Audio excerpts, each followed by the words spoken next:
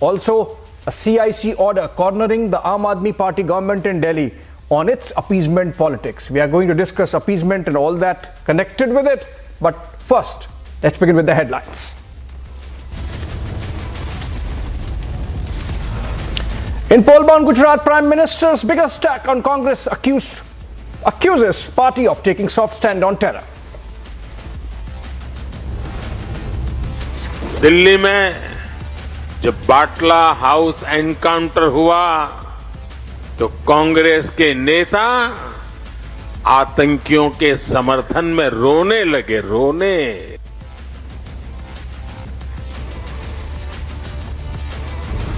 Congress cried over Batla terrorists, shielded terrorists for vote banks, says Prime Minister as he addresses rally in Gujarat's Kheda.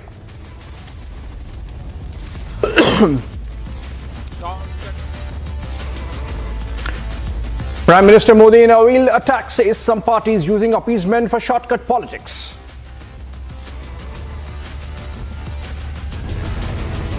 वो jail में रहकर भी dictate करता है terms. ये हिंदुस्तान की राजधानी दिल्ली, उसकी सरकार और उसकी जो तरीके हैं उसके ऊपर एक बहुत सीरियस प्रश्न चिन्ह लगाता है। After massage, meals and meeting in jail, it's the fourth step showing full-fledged housekeeping for Satyendra Jain.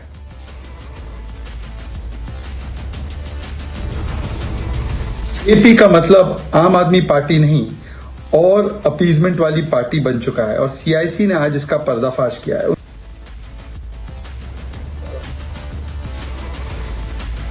Big political fight as BJP takes on AAP over CIC report on allegedly spending hundreds of crores of rupees on Waqf and Imam salaries. Probe continues. Shraddha murder accused Aftab's narco test likely tomorrow.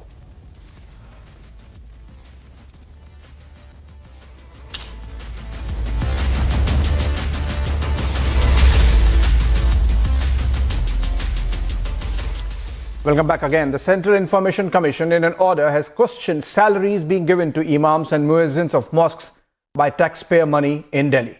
The order comes in response to an RTI query which sought to know from the AAP-led Delhi government what money was being spent on this head through the Delhi Waqf Board. Important issues like constitutional equality between religions, state patronage of religion, secular values of the constitution have been raised in the order given by Information Commissioner Uday Mahurkar. Goes without saying, the order has elicited strong political reactions. Let's look at this report and come back to discuss. Aam Aadmi Party is courting another controversy in the run-up to the MCD polls. Appeasement charges have now hit AAP as Chief Information Commissioner alleged AAP violated Supreme Court order. In the RTI reply asking for salary details paid to imams by AAP government. It is alleged that AAP has paid over rupees 100 crore to the Waqf board. Escalating attack on AAP, BJP national spokesperson said it's AAP's vote bank politics. या कभी एक वर्ग को खुश करने के लिए केवल इमामों की सैलरी बढ़ाना और इमामों को सैलरी देना, वक्फ को पैसे देना, परंतु दूसरे धार्मिक संस्थानों को, दूसरे धर्म के जो गुरु हैं, चाहे वो पंडित हो चाहे वो ग्रंथी हो, उनको इस प्रकार की सैलरी नहीं दी गई। ये असली चेहरा दिखाता है आम आदमी पार्टी का। वैसे तो कहते हैं वो चुनावी हिंदू है, परंतु जो असलियत में उनके मन में है और जो उनकी रणनीति है वो सामने निकल कर आ गई। Notably, 1993 Supreme Court order allows remunerations to imams in the mosque in Delhi. However, CIC says it is a breach of constitutional provision and state should not favor a religion. An AAP high remuneration paid to imams in mosque from rupees 10,000 to 18,000. As BJP versus AAP war of words seems unending now, fresh charges have hit AAP ahead of MCD polls. Bureau Report, Republic TV. All right, joining me and on your screen viewers, Advocate Pooja Suri representing the BJP, live from Delhi, Firoz Bakht Ahmed, former Chancellor Maulana Azad National Urdu University and educationist live from Delhi, is going to give us a perspective on what constitutes true secularism. On the other side, Aldanish Rain, advocate on record in the Supreme Court, live from Delhi, leans against the BJP. And Huda Zariwala, if I could begin with you, political analyst, leans towards the Aam Aadmi Party.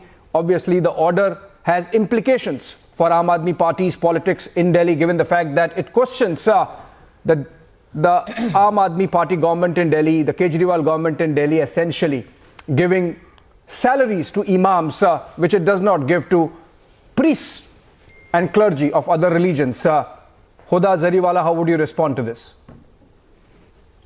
Well, according to a 1993 Supreme Court order, which allows the remuneration to imams in the mosque in Delhi.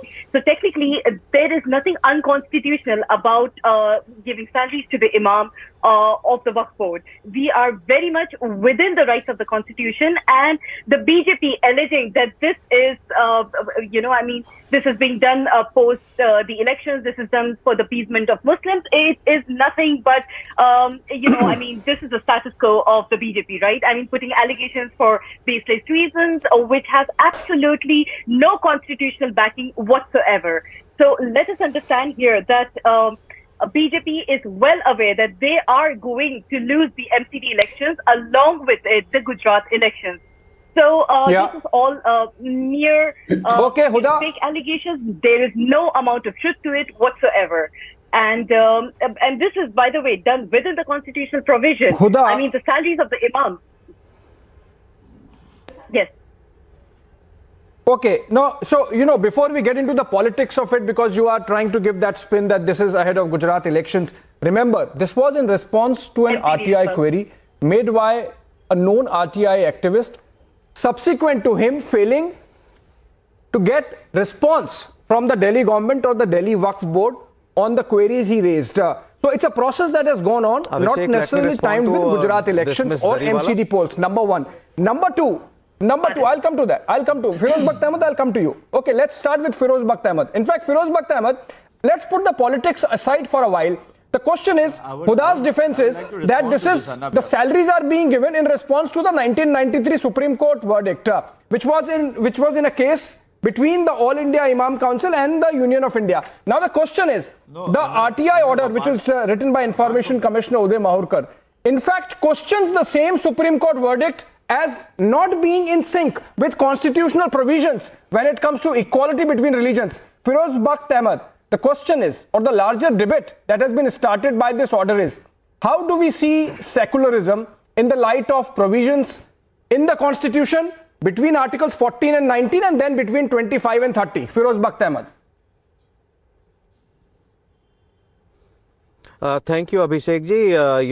With a very humble request to all my learned and enlightened co-panelists, let me start beginning with defending Huda Zariwala when she said, yes, these imams and muezzins, they have been given, these salaries by the Delhi Waqf board. It was, allowed by Supreme Court. However, now, when this has been questioned by CIC and the CIC has objected to it that this is not under the secular credentials of the Indian Constitution, there is a problem. And having said that, let me give you the right example of, this empowerment without appeasement. Just give me 10 more seconds.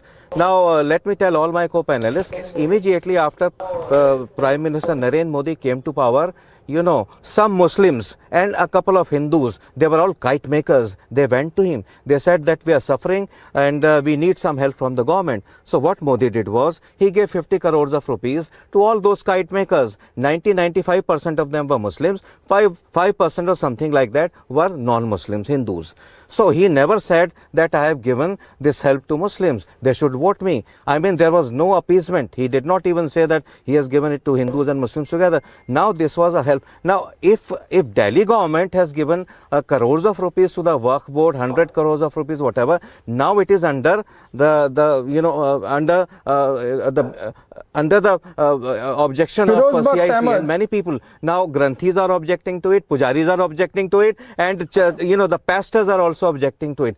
Okay. Now it is objectionable. No grant of any kind should be given to any cleric from any religion. This is what my take is.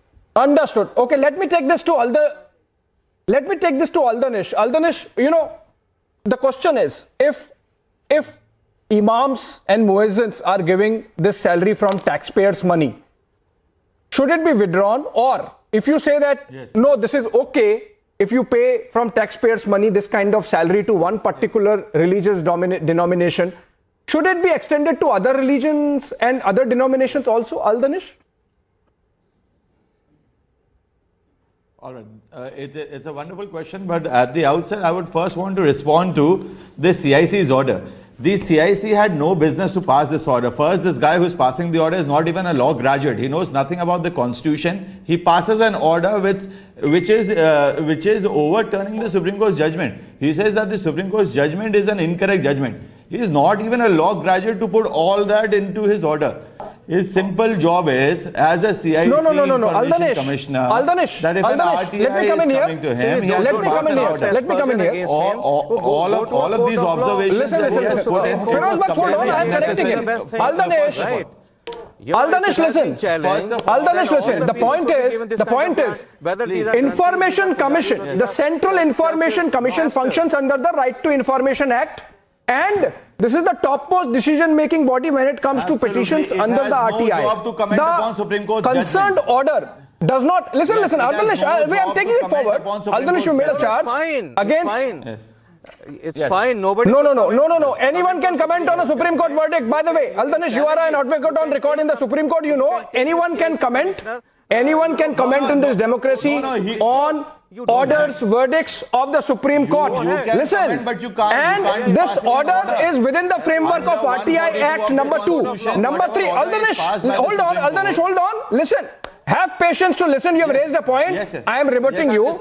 Number one, anyone can question verdicts of the Supreme Court. Number 2, this order is given within the framework of RTI Act. Number 3, it can be challenged, no problem at all, on the provisions of law. RTI, this is not under, the provisions of the legal provisions within which the larger legal community of the Supreme Court functions. This is under the provisions of the RTI Act. Number 3, nobody is saying that this cannot be challenged. The larger issue raised is, and that's what you have to answer, whether the provision, and also, by the way, the order only says that please review this decision because it seems that the Supreme Court order is not in line with the constitutional provisions when it comes to, for example, Article 27, which says that taxpayers' money cannot be used for one particular community. I think you have to answer on that, not on whether there has been an overreach by the RTI commissioner or not. Focus on the larger issue raised. You are not here sitting in judgment over the verdict. You have to give your position on the questions raised in the order. Abhishek, let me answer. Abhishek, let me answer. Come on, Al-Danish, can we have a reasoned debate on appeasement politics and its impact on secularism as we practice in this country? But apart from that, the questions that you have asked me. No, the question that you have asked me, first of all, it was not the CIC's business to go into it. But even otherwise, if the CIC has said whatever it has, let's go on the merits of the issue. At the outset, I would say the merit of the issue that you have said, whether an imam should be given a salary or not. And if an imam should be given a salary, why not a priest of a temple should also be awarded a salary? Is the basic question that you have asked me.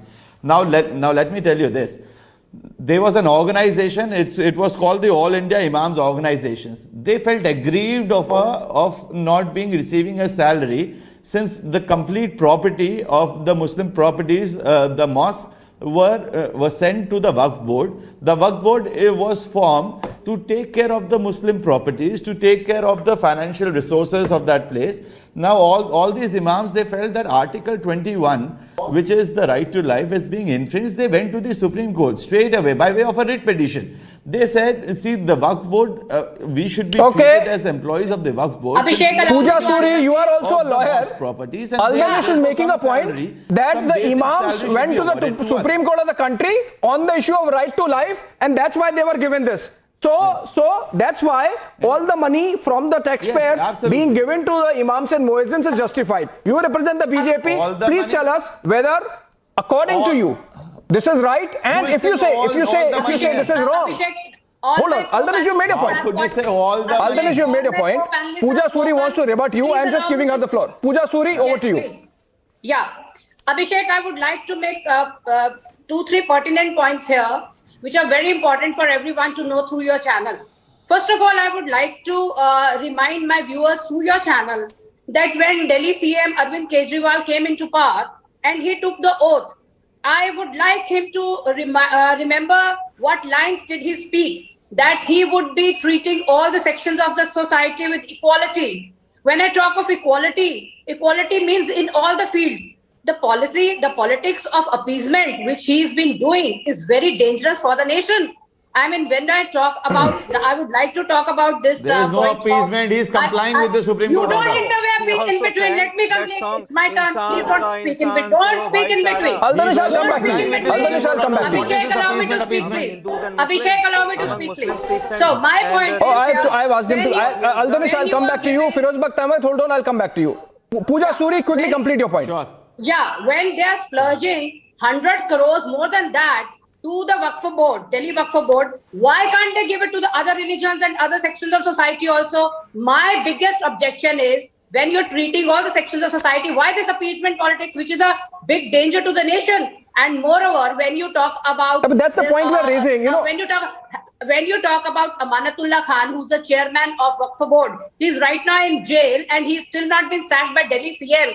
Look at the discrimination, first of all. Why aren't you sacking such a minister? When I would like to remind all my viewers, when there were Delhi riots, Amanatullah came out vociferously supporting Tahir Hussain, the main culprit in Delhi riots, saying that he is implicated, you know, because he is from the minority section.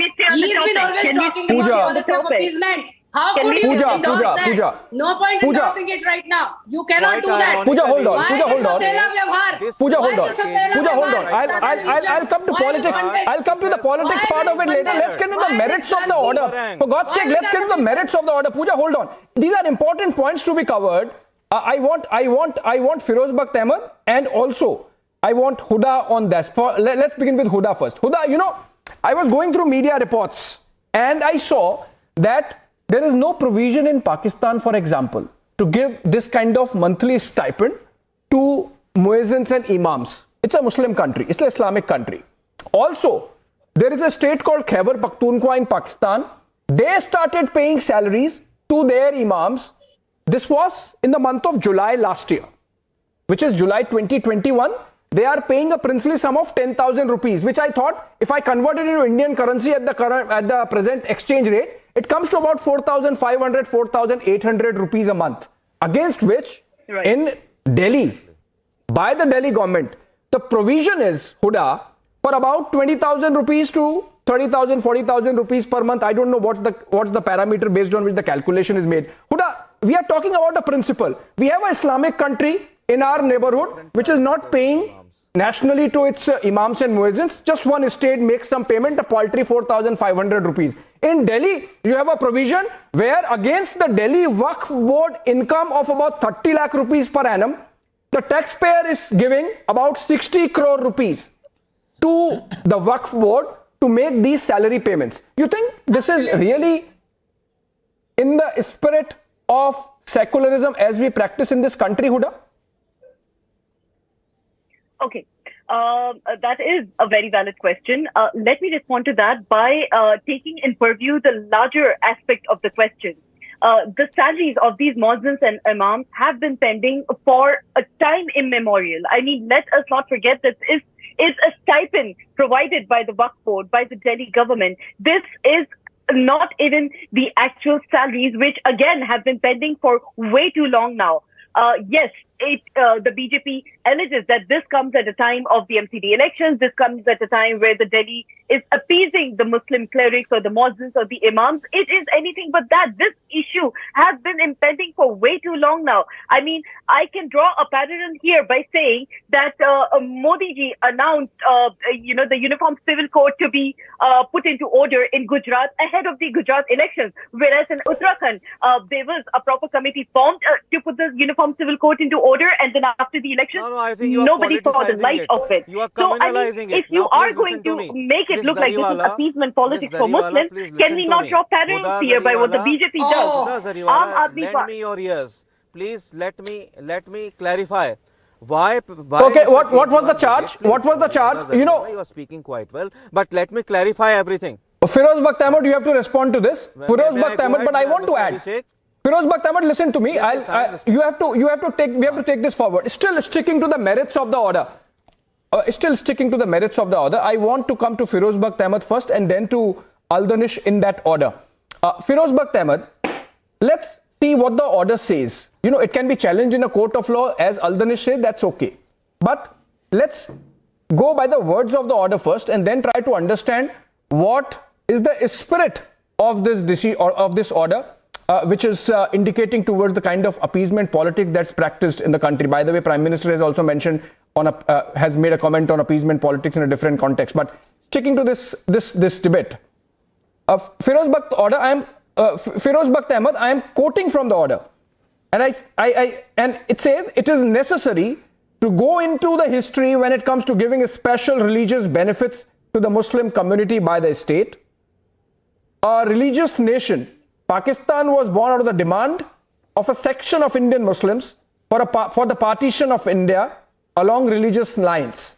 Despite Pakistan choosing to be a religious Islamic nation, India chose a constitution guaranteeing equal rights to all religions. Now, don't you think that this provision of paying salaries to imams is actually in contravention of that constitutional spirit? By the way, the order has come on the day when we mark Constitution Day on November 26.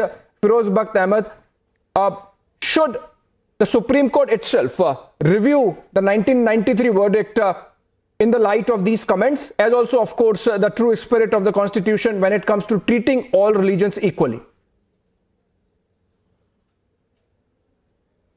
All right, now listen to me, Abhishek, with very humble request once again to my co-panelists not to intervene in between and heckle me. Now, you see, you have said it all. When you gave the example of Pakistan, not only in Pakistan, but in big countries like Saudi Arab, like Indonesia, like Turkey and many other, Muslim countries of 56 Muslim countries, this kind of benefit is not granted. Okay, India was giving it, fine, well and good. We all know that muezzins and imams, they are poor, they have to run their house, but this is not the right way. Now, since it has been objected, now let me tell you why Mr. Kejriwal's government was doing it. He was doing, now just 10 more seconds, he was doing it to appease Muslim community, to garner their vote bank. Whether it is Congress or Aam Aadmi Party or it is Mamta's party and many other parties, Sapa, Baspa, they have all been taking these Muslims merely as vote bank. They are not, in their areas, they are not making good schools, playgrounds, stadiums, hospitals, dispensaries. They are making the police stations. That is, and most ironic of this is that most of the Muslim community, now elections, there will be polling on December 4. Most of the Muslims are playing down with Kejriwal. They say that he plays to the gallery and they are not going to vote him because most of his policies are anti-Muslim. One simple example, last example, this Abul Fazal Khan. When this metro station was going to be named, instead of naming it as Abul Fazal Khan, what Kejriwal did, he named it as something like Okhla Vihar metro station. People are very upset with him. And likewise, all his corporators or maybe whosoever, they have not done their job. Whatever, they have made 10 things that they are going to do all those things in their localities. Okay. If they win this election. Now, this is all appeasement politics, and finally, no cleric, either Hindu, Muslim, Christian, Sikh, should be paid from taxpayers' money. If you want to help them, admit their children to good schools, give them sports facilities like this, but no salaries like this. Yes. Aldanish, 2 points that Firoz Bakht Ahmed made, One is that no major Muslim country makes these kind of payments to imams and muezzins just because they are clerics, in service of religion. Number one. Number two, a very important point which is mentioned in the order as well, Aldanish, and you can elaborate since you practice in the Supreme Court. According to Article 27 taxpayers' money should not be used to favor any particular religion. Now, these 2 points taken together, shouldn't the Aam Aadmi Party government by itself scrap this provision and stop paying the salaries? Okay, now at the outset, whatever is being paid to the Maulana, or it should be divided to all now the pujaris and clerics with the Supreme Court order. Clerics. Firoz Bakht, hold on. Firoz Bakht Ahmed, hold on. Now you have made your point. Uninterrupted, let Al-Danish speak. You'll have to hold on, please, Mr. Firoz Bakht. So everything that is being paid, it is paid in compliance of the Supreme Court order, not as an appeasement politics. If the Aam Aadmi Party or any other state government is not paying it, it would be in defiance of the Supreme Court order. So they would have to pay it, first of all. So please remove this word appeasement. Appeasement is nowhere. It is the Supreme Court who has directed it. Now, when the Supreme Court was directing it, what was there in front of Supreme Court? You have to see that. There were a number of imams who went there and who were claiming the right to life being infringed, since there was no salary being given to them. There is no income as such which comes to a mosque. Al-Danish, you are repeating your argument. Al-Danish, you are repeating your argument. Wait a second. Let me complete. Let me complete. See, let me complete. The Delhi Waqf let me complete. The Delhi Waqf board is competent enough. You made this point, Al-Danish. If you can, if you can broaden the debate, you know, you said that these imams reached the Supreme Court and hence the order, and because there is an order, Aam Aadmi Party government has no option but to pay. Yes. Now, Abhishek, allow me to answer, please. Yes. Now, when Pooja, you know, the defense being made by those who support this decision, the provision to pay salaries to imams, Pooja, is both by Huda and Al-Danish, that because there is a Supreme Court order and the Supreme Court is supreme, the government has no option but to pay. Otherwise, according to them, perhaps the Aam Aadmi Party government and Arvind Kejriwal is an absolute Hindu, and he practices Hinduism, and that he is born on the day of Janmashtami, and that he is a Bhakt of Lord Ram. The impediment is the Supreme Court order, not the politics of the Aam Aadmi Party. Abhishek, that's a lovely interpretation. I must appreciate the kind of imagination my co-panelist has. I would like to ask one question. If they're complying with the Supreme Court order, where is this written in Supreme Court order that only this money, a salary should be given only to imams and not to the priests and the granthis? Where is this written? Nobody is denying that. Where is this written? Would Huda like to respond to that? Okay, good point. Pooja, you made a good point. Let Huda respond. You made a good point. Let Huda respond. Huda, would you, for the sake of equality, and because Arvind Kejriwal is a very devoted Hindu, make similar payments for temple priests and Gurdwara Granthis and the clergy in the churches in Delhi? Abhishek, let him be that brave heart to do that. There's no provision. He is a Chunavi Hindu. You know, he comes up with Hanuman Chalisa before the elections. He comes up with the... Okay, let me put it this way. Pooja, hold on.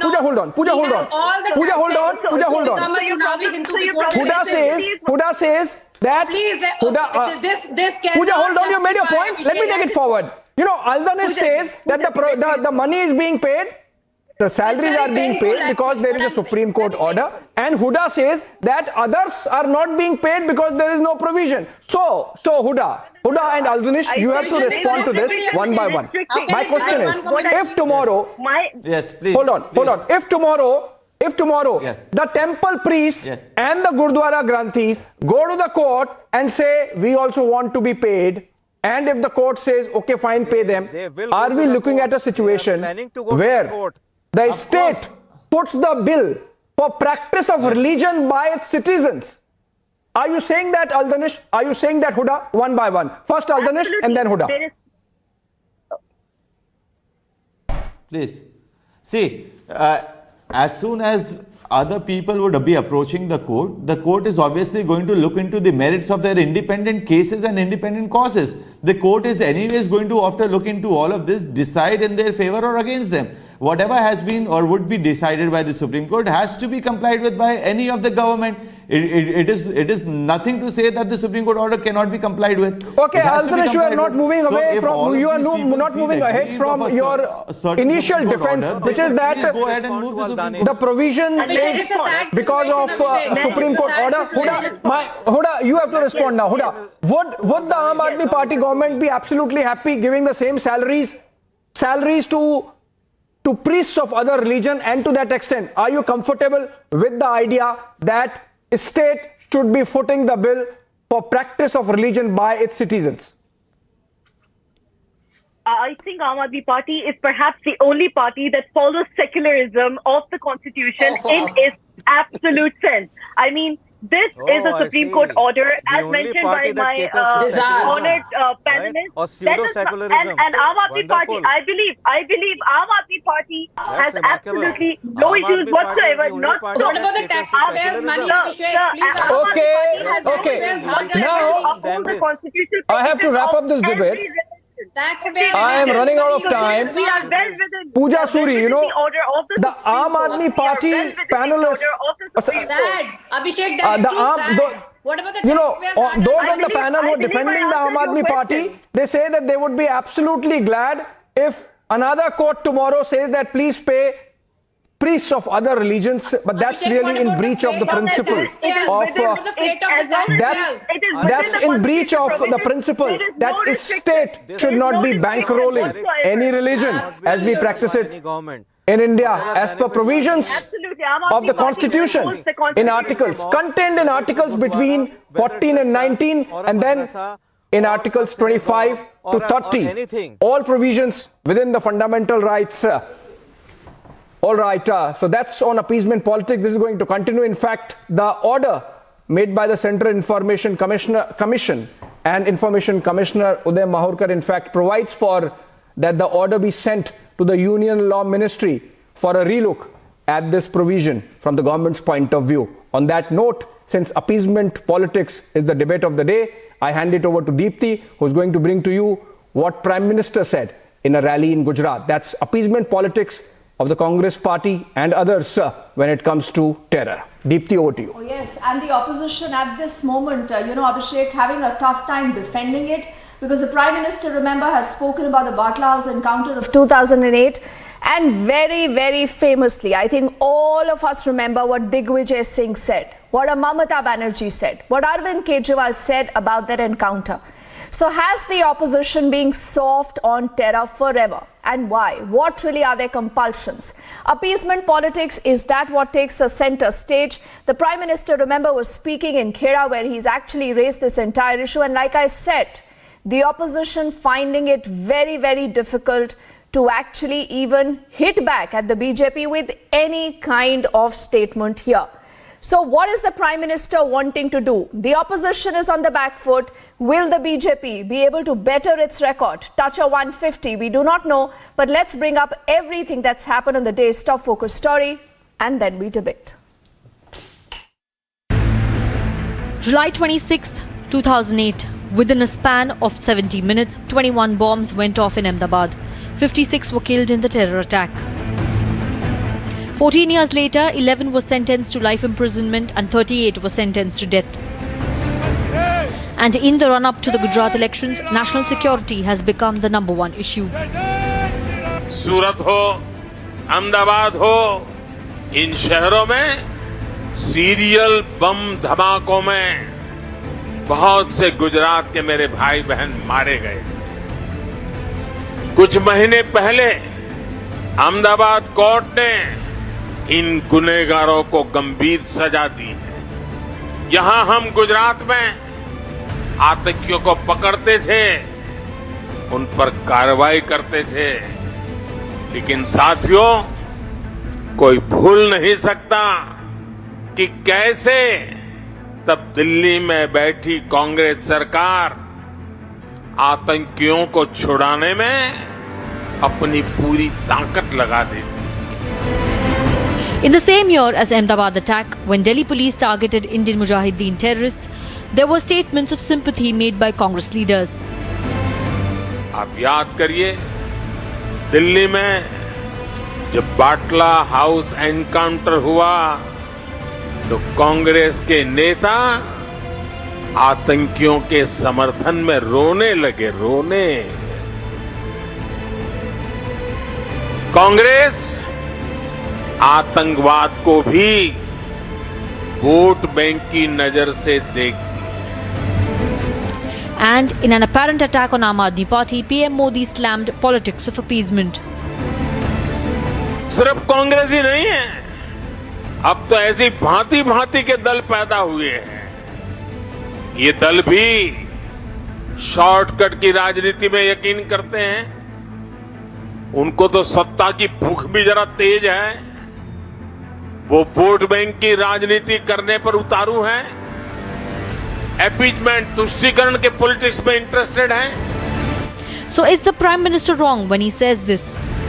जब court के अंदर मामले चलते हैं तो पिछले दरवाजे से उन्हीं से मिले हुए लोग आतंकवादियों की पैरवी करने के लिए कोर्ट के दरवाजे तक पहुंच जाते हैं।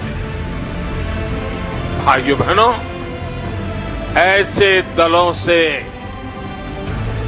गुजरात को, देश को बहुत सतर्क रहने की जरूरत है। 4 days for Gujarat to cast its first vote, and the issue of terrorism has taken center stage. Bureau Report, Republic TV. So why are there some political parties that use appeasement as a shortcut to get into power? Or is the BJP right now scared? Is the BJP desperate?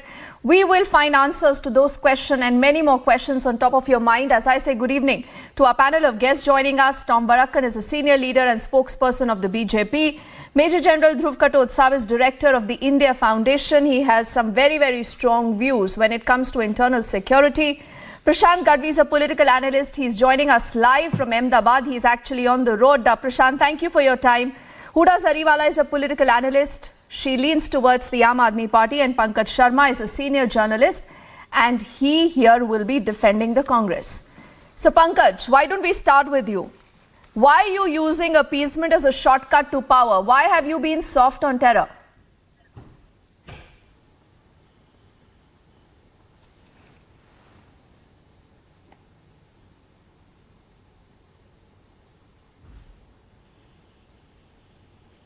Pankaj, can you hear us? Yes. Yeah, please. Can you please? So Pankaj, why have you been soft on terror? Who has been soft on terror? The Congress party.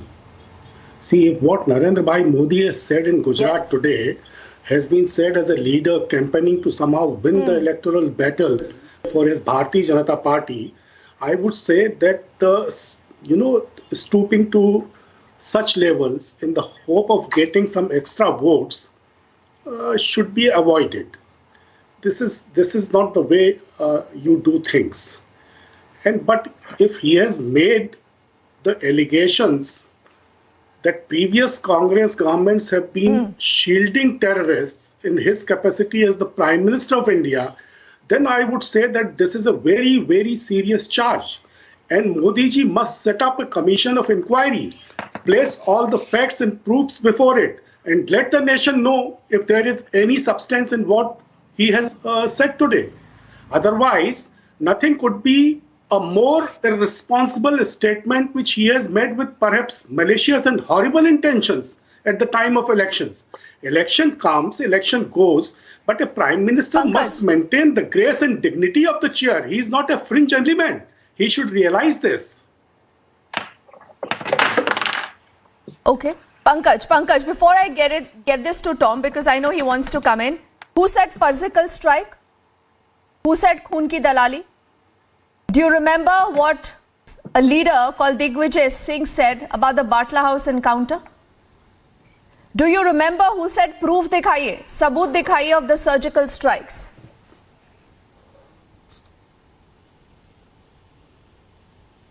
Yeah, there were some apprehensions in the country. So Congress must have raised the voice. What is wrong in this? In the Congress, sorry, not the country, the Congress. See, Modi has said that it is because of the Congress government that terrorism became fearless and terrorism raised its head in big cities.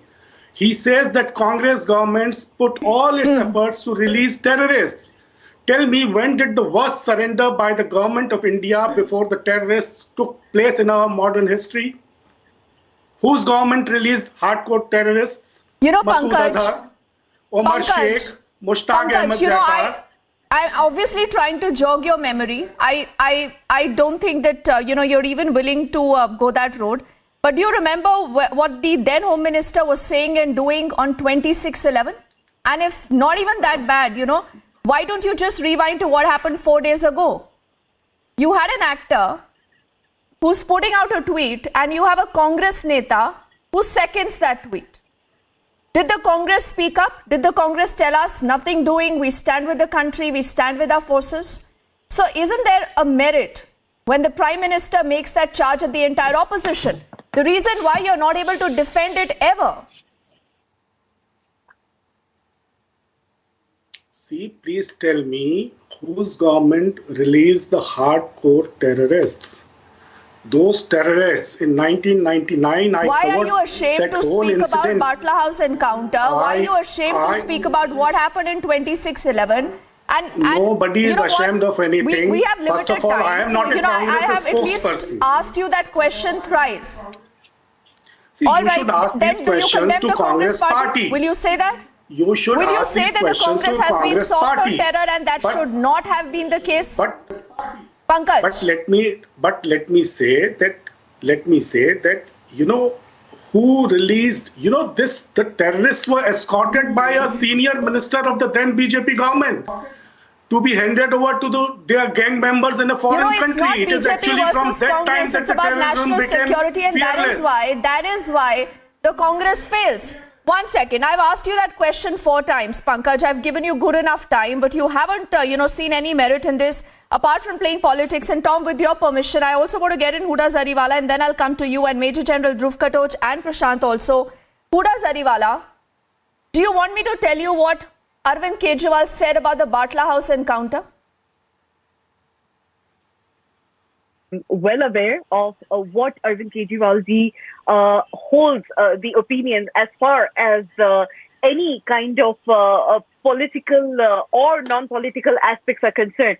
This is a leader who talks on the Delhi development model. This is a leader who talks on education, who talks on health, who talks on Mohalla clinics, who talks on the safety of women. What development model? You have Satyendra Jain in jail. That is development. Whose development is that? I don't know, because I think it's important, Major General Dhruv Katoch Saab, to I think show the mirror to these political parties. 1 second. 1 second, Huda Zariwala. I want to quote verbatim. I am quoting verbatim what Arvind Kejriwal said, madam, because you again are too embarrassed to repeat those comments on national television. He said that there should be an independent investigation into the Batla House encounter. He also said, listen to this, he said it must also be probed under what circumstances the police officer, that is Mohan Chand, was killed, because he was trying to allude to a full cover-up here. Has he apologized for those comments? Has he said he was sorry? Has he said he was misguided? I would like to respond to that by posing a small question, and then I will respond to that. Our esteemed Prime Minister Modi ji does not talk on any issues as far as any kind of elections are concerned, be it the MCD Chunav, be it the Gujarat elections. But you said you're a different party, right? You said you're a different party. I mean, Arvind Kejriwal says hame rajniti karni nahi aati. Exactly. He's campaigning in Gujarat. He's campaigning in Gujarat. Satyendra Jain is cooling his heels in jail. He's getting all the VVIP treatment. Okay, can I do not know what your education model is. There is apparently a scam in your schools, scam in your hospitals. Your minister who's jailed is still a minister. Punjab has the entire Khalistan overtone, on it. So I do not know what development you're talking about. No development topics to talk about. The question is not about what the BJP has said and done. I want to ask, what has Arvind Kejriwal said and done about terrorism? The modus operandi of the BJP and the Prime Minister Modi ji is to put such a scare against the Aam Aadmi Party or even Congress for that matter. Bring the topic of terrorism Minister is trying to scare people. Tom Vadakkan, come in here. And nobody. Tom, the Aam Aadmi Party and the Congress allege that you are trying to scare the voter. You're trying to scare the voter. Tom. Well, that's a very interesting comment being made by those who have been following the path of appeasement. The Prime Minister, Honorable Shri Modi ji, is spot on when he talks about what has happened in Gujarat.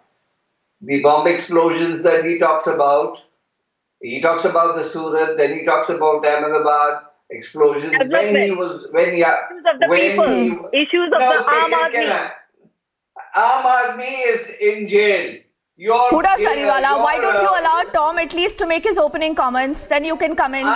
Tom. Aam Aadmi is currently in jail. So let me not go into details of the parlor that is running in the jail. That is another issue. Now, as to the question of the threatening people, scaring people, who did it? 17 hours delay was seen on the Taj operation. NSE arrived 17 hours. They had to consider the appeasement politics. My friend here, Pankaj, is a dear friend. And he rightly said he's not the spokesman of the BJP, of the Congress party. Because it is a very, delicate situation. Pathankot happened. What were the comments coming out from the Congress party? Then on Batla incident, what was the comments of the Chief Minister of Delhi, who mentioned about Batla? What is the comment about the Congress President weeping? Now, these are issues which are serious. If the Prime Minister wants to remind the people of Gujarat before D-Day that please keep this in mind. Okay. Can the Prime Minister say what has he done for the people of India, for the people of Gujarat, for the people of Delhi in MCD? Can the Prime Minister talk on issues that matter to the people? Can the Prime Minister actually put out the work and the development that he has done either for the people of Gujarat or for the people of Delhi while in MCD? The Morbi Bridge incident, we have all seen what a chance it was. Okay, Huda Sariwala. On that, no. Does BJP, okay, so the Aam Aadmi Party there is getting offensive. Tom, before I take this to Prashant and Major General Dhruv Katoch, Tom, the question that a lot of people are also asking is that why not fight the election on localized issues? Why is the Prime Minister not speaking about unemployment? Why is he not talking about education? Why is he not speaking about other issues that concern the common man? And why are you rewinding to what happened in 2002, 2008? Why are you going back in time? We are not going back in time. Our manifesto speaks it all. If this lady had the time and patience to read our manifesto, what we have done and what we have achieved in the state of Gujarat. I've read it all. You have not read it. If you had read it, you would not come in such a campaign. Ms. Zariwala, please allow Tom to respond to those questions. I still have Major General Dhruv Katoch and Prashant who haven't spoken. Please. It's time that Aam Aadmi Party comes out with a confession of how many scams they have made India or Delhi suffer. The Minister of Jail is in jail. Okay. Now wait for the charge sheet of Sisodia. It's coming, don't worry. It's coming shortly. Aam Aadmi Party has time and again proved that it is the only not this debate on Manish Sisodia. But Tom, before I take this to Major General Dhruv Katoch and Prashant Gadvi, Tom, 1 second. Tom, just in 10 seconds, who's your bigger enemy? Is it the Congress or the Aam Aadmi Party in Gujarat? We don't have enemies in this country. We have the people. We have the people's court. Let the people decide. These are parties, political parties. They are competent. Yes, the people shall decide on the voting day. But if they are looking at the BJP, if they are looking at the BJP as an enemy, that's their problem. We are putting issues before the people of this country. All right. Tom, obviously not wanting to get into that discussion, but now I want to get in Prashant, and then I'm going to come to Major General Dhruv Katoch Saab. And Katoch Saab, thank you for your patience. But Prashant, what is happening? Is the BJP really scared, as the opposition alleges, or the plan of the BJP is only to better its record? Of 127 that they picked up in 2002. What's going on ground? So first time in the history of Gujarat, we are finding triangular fight between the political parties. Till today, it was only two major parties, BJP and Congress. First time, Aam Aadmi Party has got penetrated a lot. But before 6 months, I think I'm clearly saying before 6 months, balloon was with all air, with full of air. But now, since last 1 month, we are not finding that much air in the balloon. So definitely, yes, Aam Aadmi Party is doing some, groundwork and hard work. But they cannot cross the magic figure as they are contesting for the first time.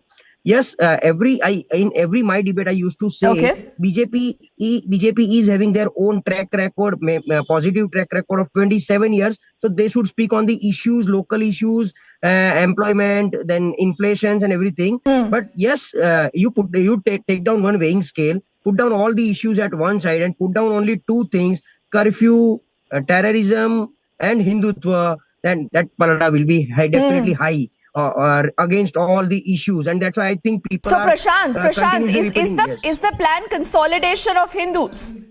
Is that the larger plan and the aim?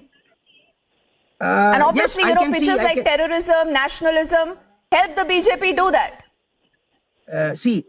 We have to understand one thing. Even in United Nations, whenever Narendra Modi goes and deliver the speech, every time he focused on the zero tolerance on terrorism. And we 26/11. Why today we are discussing, or why Modi has 26/11, just day before yesterday, just yesterday only. It was a very black day for India. India has seen black day of terrorism as well as Akshardham, as well as the Pulwama. So we are definitely fed up. Everybody is fed up, even in the world also. And we want a zero tolerance. So BJP has their own track record. But at the same time, you should speak on your local development issues, local issues which people are demanding. But as I told you, people of Gujarat has seen only two major parties. And whenever Modi speaks about the Hindutva or terrorism, people goes one side, and that's why it is easy cakewalk for BJP to form the government.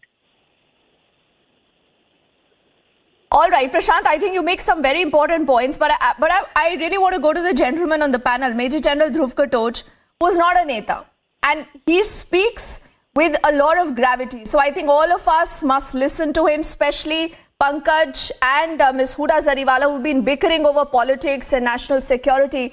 So Major General Dhruv Katoch Saab, is it wrong if the Prime Minister in the state of Gujarat is making national security, appeasement politics the #1 issue?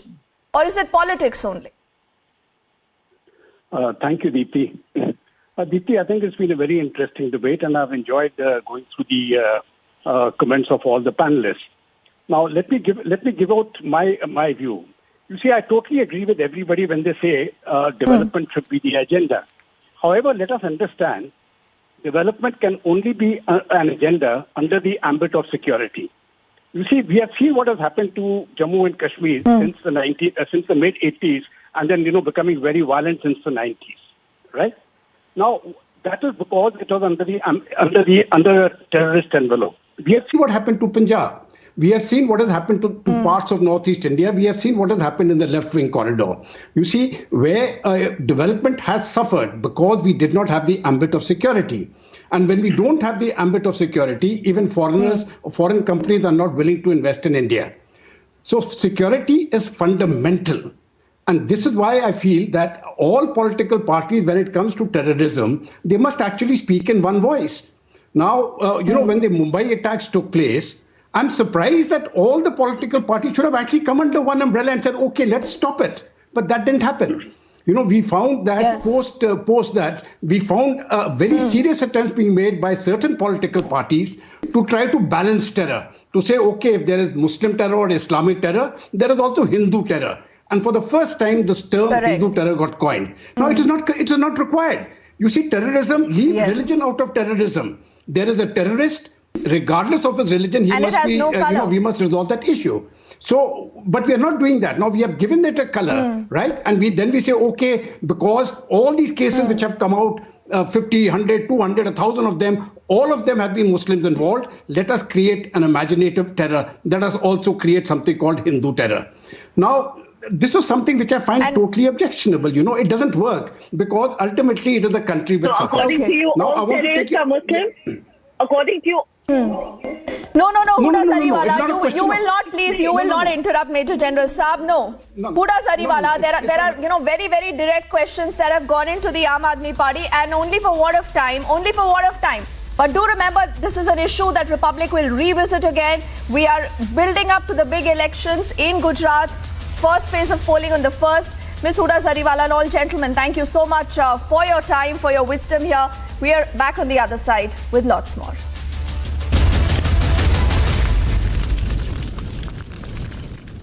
In the global employability rankings by Times Higher Education UK, only the following 6 institutions from India are ranked amongst the top 230 in the world for having the most employable graduates.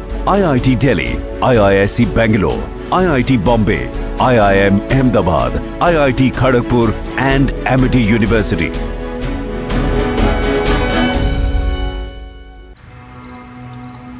झाके रे झाके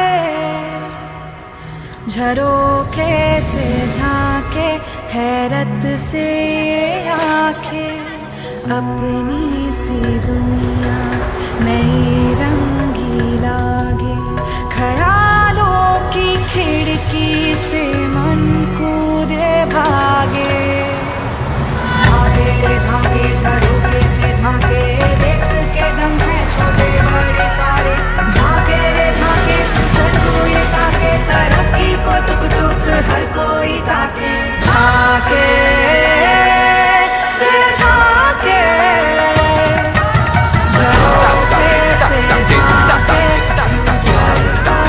Reimagineering brighter futures with smarter steels. ArcelorMittal Nippon Steel India. Smarter steels, brighter futures.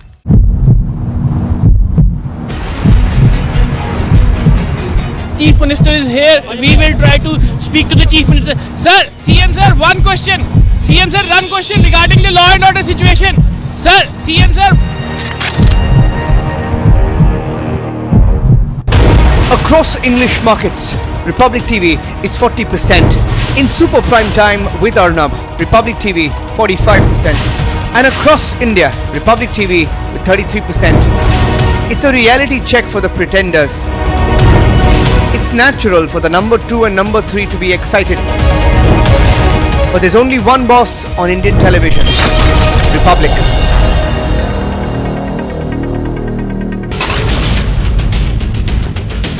This Pakistani drone shot down by the BSF that had tried to enter into the Indian territory. Now this is an incident that took place late last night. In this video that has been released, you can see the interaction of Satyendra Jain with the jail superintendent inside the Tihar jail. ISRO's PSLV C-54 carrying 9 satellites. This has been a successful liftoff from Sriharikota.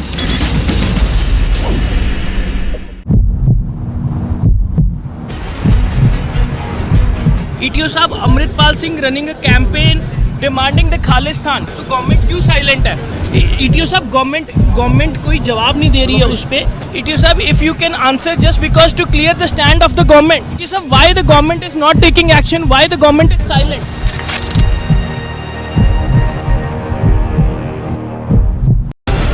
Does the Pakistani version of the Game of Thrones end here? Many people think it will.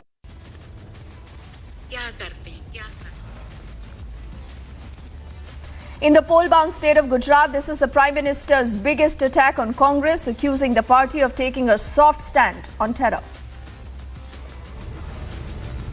The Congress cried over the Batla terrorists, shielded terrorists for their vote bank. The Prime Minister charges at the Congress party as he addresses a rally in Gujarat's Kheda. The Prime Minister, in a veiled attack, says some parties are using appeasement for shortcut politics.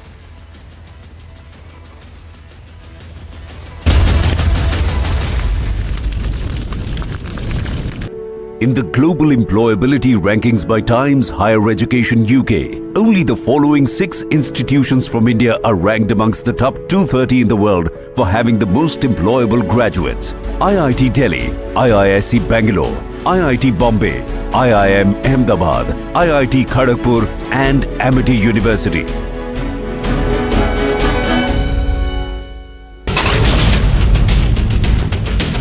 This Pakistani drone shot down by the BSF that had tried to enter into the Indian territory. Now, this is an incident that took place late last night. In this video that has been released, you can see the interaction of Satyendra Jain with the jail superintendent inside the Tihar jail.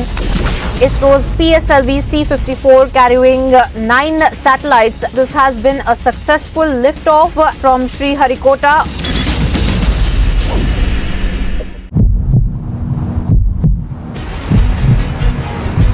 ETO साहब Amritpal Singh running a campaign demanding the Khalistan. तो government क्यों silent है? ETO साहब government कोई जवाब नहीं दे रही है उस पे. ETO साहब, if you can answer just because to clear the stand of the government. ETO साहब, why the government is not taking action? Why the government is silent?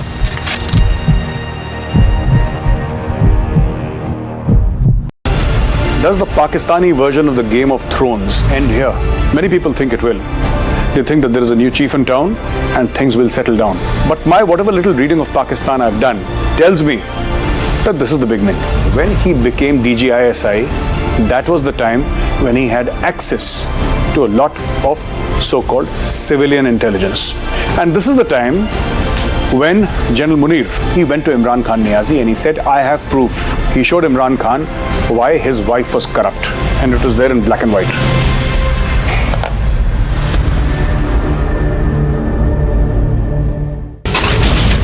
Kashmiri Pandits are staging protests in Jammu saying that till the time their security is not being restored, they want the permanent transfer out of the Kashmir Valley. Khalistan, they have declared as a terrorist organizations when a group of people openly demanding the Punjab to be the Khalistan, but government turned completely mum on the situation.